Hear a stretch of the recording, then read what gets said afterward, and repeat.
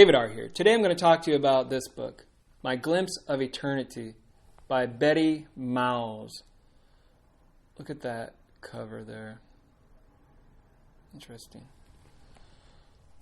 To make a long story short, Betty was in Florida on vacation with her family, and she had pain in her right side, so she went to the doctor and got diagnosed with a ruptured appendix.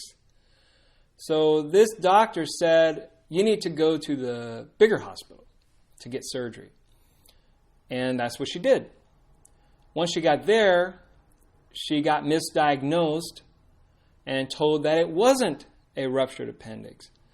And through several misdiagnoses, she finally goes back home and is told that the first doctor was right. Except now her appendix had burst, and the poison from that appendix burst coated her organs. So she had to have several other surgeries. And after a string of surgeries, she contracted pneumonia. And this is where she died. Now, I'm going to read from chapter 7 of this book. I'm going to read most of the chapter. I just want to really touch on the near-death experience itself. And I want to read it because I want you to hear her words spoken instead of me summarizing it. I think it will give you a better idea as to how the experience took place, what she felt during the experience. So I'm going to do that now. The transition was serene and peaceful. I was walking up a beautiful green hill. It was steep, but my leg motion was effortless, and a deep ecstasy flooded my body. Despite 3 incisions in my body from the operations, I stood erect without pain, enjoying my tallness, free from inhibitions about it. I looked down. I seemed to be barefoot, but the complete outer shape of my body was a blur and colorless. Yet I was walking on grass, the most vivid shade of green I had ever seen. Each blade was perhaps 1 inch long, the texture like fine velvet. Every blade was vibrant and moving. As the bottoms of my feet touched the grass, something alive in the grass was transmitted up through my whole body with each step I took. Can this be death? I wondered. If so, I certainly had nothing to fear. There was no darkness, no uncertainty, only a change in location and a total sense of well-being. All around me was a magnificent deep blue sky, unobscured by clouds. Looking about, I realized that there was no road or path, yet I seemed to know where to go. Then I realized I was not walking alone. To the left, and a little behind me, strode a tall, masculine-looking figure in a robe. I wondered if he were an angel and tried to see if he had wings. But he was facing me, and I could not see his back. I sensed, however, that he could go anywhere he wanted and very quickly. We did not speak to each other. Somehow, it didn't seem necessary, for we were both going in the same direction. Then I became aware that he was not a stranger. He knew me, and I felt a strange kinship with him. Where had we met? Had we always known each other? It seemed we had. Where were we now going? As we walked together, I saw no sun, but light was everywhere. Off to the left, there were multicolored flowers blooming, also trees, shrubs. On the right was a low stone wall. Once, years before, I had climbed to the top of Logan's Pass in Glacier National Park, breathing the pure, clean, unused air amidst the snow-capped peaks. There were small flowers blooming even in the snow. My legs had been sore and tired from that climb. This climb was different. My legs were not tired, and I wasn't aware of any temperature. There was no snow, though I seemed to be in a high altitude. There seemed to be no seasons, but it felt like early spring. My emotion was a combination of feelings: youth, serenity, fulfillment, health, awareness, tranquility. I felt I had everything I ever wanted to have. I was everything I had ever intended to be. I was arriving at where I had always dreamed of being. The wall to my right was higher now, and made of many-colored, multi-tiered stones. A light from the other side of the wall shone through a long row of amber-colored gems several feet above my head. Topaz, I thought to myself, the November birthstone. I remembered this from working in Edward's jewelry store in Newcastle, Indiana, before my marriage to John.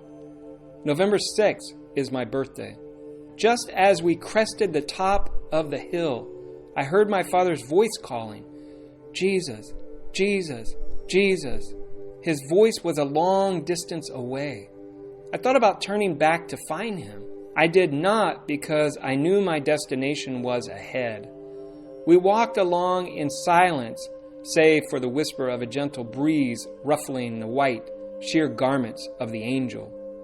We came upon a magnificent silver structure. It was like a palace, except there were no towers. As we walked toward it, I heard voices. They were melodious, harmonious, blending in chorus, and I heard the word Jesus. There were more than 4 parts to their harmony. I not only heard the singing and felt the singing, but I joined the singing. I have always had a girl's body, but a low boy's voice. Suddenly I realized I was singing the way I had always wanted to, in high, clear, and sweet tones. After a while, the music softened. Then the unseen voices picked up a new chorus. The voices not only burst forth in more than 4 parts, but they were in different languages. I was awed by the richness and perfect blending of the words, and I could understand them. I do not know why this was possible, except that I was part of a universal experience. While the angel and I walked together, I sensed we could go wherever we willed ourselves to go and be there instantly. Communication between us was through the projection of thoughts. The words sung in all the different languages were understandable, but I don't know how or why. We all seemed to be on some universal wavelength. I thought at the time, I will never forget the melody and these words. But later I could only recall 2, Jesus and redeemed. The angel stepped forward and put the palm of his hand upon a gate, which I had not noticed before. About 12 feet high, the gate was a solid sheet of pearl with no handles and some lovely scroll work at the top of its Gothic structure. The pearl was translucent so that I could almost, but not quite, see inside. The atmosphere inside was somehow filtered through. My feeling was of ecstatic joy and anticipation at the thought of going inside. When the angel stepped forward, pressing his palm on the gate, an opening appeared in the center of the pearl panel and slowly widened and deepened, as though the translucent material was dissolving. Inside, I saw what appeared to be a street of golden color, with an overlay of glass or water. The yellow light that appeared was dazzling. There is no way to describe it. I saw no figure, yet I was conscious of a person. Suddenly I knew that the light was Jesus. The person was Jesus. I did not have to move. The light was all about me. There seemed to be some heat in it, as if I were standing in sunlight. My body began to glow. Every part of me was absorbing the light. I felt bathed by the rays of a powerful, penetrating, loving energy. The angel looked at me and communicated the thought, "Would you like to go in and join them?" I longed with all my being to go inside, yet I hesitated. Did I have a choice? Then I remembered my father's voice. Perhaps I should go and find him. I would like to stay and sing a little longer, then go back down the hill, I finally answered. I started to say something more, but it was too late. The gates slowly melted into one sheet of pearl again, and we began walking back down the same beautiful hill. This time the jeweled wall was on my left, and the angel walked on my right. Then I saw the sun coming up over the wall. This surprised me, since it was already very light, and there seemed to be no passing of time. It was a lovely sunrise.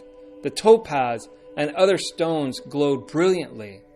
I remembered noticing that the wall now made a deep shadow on my side.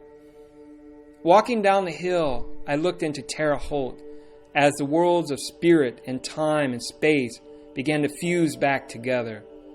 Ahead of me were many church steeples glistening in the morning sun.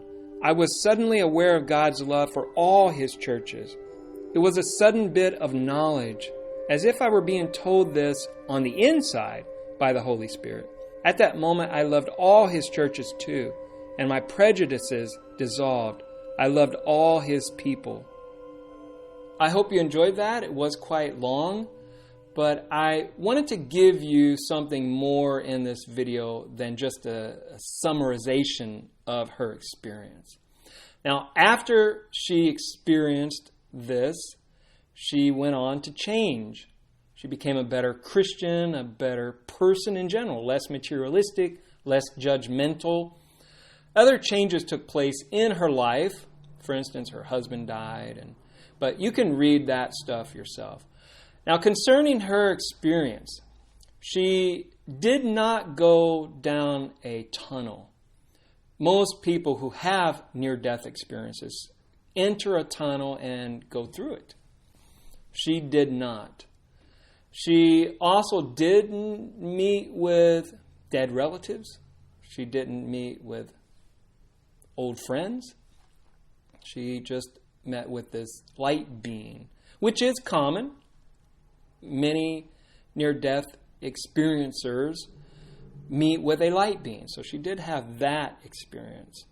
She didn't get a life review, but she did get to see the city that a lot of people see in their experience. And another thing was she didn't go through the door. She didn't go inside this city because, from what I understand, if she had, she wouldn't be able to come back. So she experienced some aspects of the typical near-death experience, and other parts she didn't. But not all near-death experiences are the same, and I don't think they're meant to be the same. So you could ask yourself, was this a hallucination? Was she dreaming? Was it a trick of the devil? I don't know. I think it could have been real. From what I've read, it seems to be, and she gave several talks on this experience. So I don't detect that she was lying either. Anyway, I recommend this book. Read it, enjoy it. It's an old book. If you can find it somewhere, I'm sure you can. I will talk to you later. Bye.